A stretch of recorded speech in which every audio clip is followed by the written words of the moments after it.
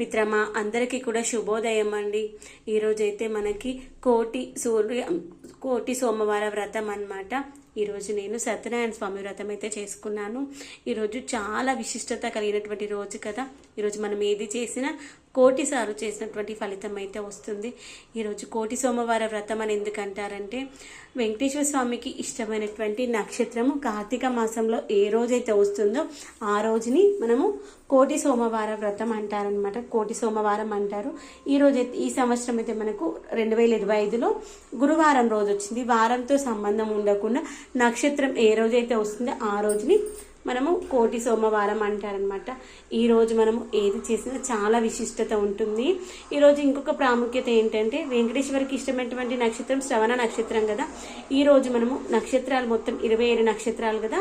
27 నక్షత్రాలు కలిగినటువంటి దీపాలతో మనము పూజ చేస్తే చాలా మంచిది. ఇంట్లో ఒక్కొక్కరిది ఒక్కొక్క నక్షత్రం ఉంటుంది కదా. కాబట్టి 27 దీపాలు ముట్టించామనుకోండి, ఈ ఇంట్లో ఉన్నటువంటి అందరికీ సంబంధించినటువంటి అన్ని నక్షత్రాలతో మనము దీపారాధన చేసినట్టు అవుతుంది. మన జాతకంలో ఏవైనా దోషాలు ఉంటే పోవడం కోసం ఈరోజు నక్షత్రాలు దీపారాధన చేస్తే చాలా మంచిదన్నమాట. అయితే అది నేనైతే సాయంత్రం చేద్దాం అనుకుంటున్నాను. అయితే మనం ఉదయాన్నైనా చేయొచ్చు, సాయంత్రం అయినా చేయొచ్చు. అది టైమింగ్ ఉంటుంది అనమాట. ఈరోజు అయితే ఈవినింగ్ వరకు ఉంది. ఇంట్లో అందరం ఉన్నప్పుడు దీపారాధన చేసుకున్నాం అనుకోండి, అప్పుడు అందరి చేతులతో దీపారాధన చేస్తాం కాబట్టి ఎవరి జాతకంలో ఉన్నటువంటి దోషాలన్నీ పోయి మంచిగా హ్యాపీగా ఉంటామన్నమాట. అలాంటి దీపారాధన చేసేటప్పుడు ఇంట్లో అందరం ఉన్నప్పుడు చేసుకుంటే మంచిగా ఉంటుంది.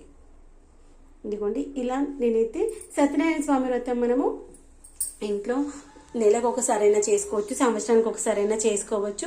ఈ వ్రతానికి మనం నెలకు ఒకసారి చేసుకున్నాం అనుకోండి, పంతులు గారు ఉండకున్నా కానీ మనం ఫోన్లో ఆ యొక్క వ్రత విధానం పెట్టేసుకొని చేసేసుకోవచ్చు అనమాట.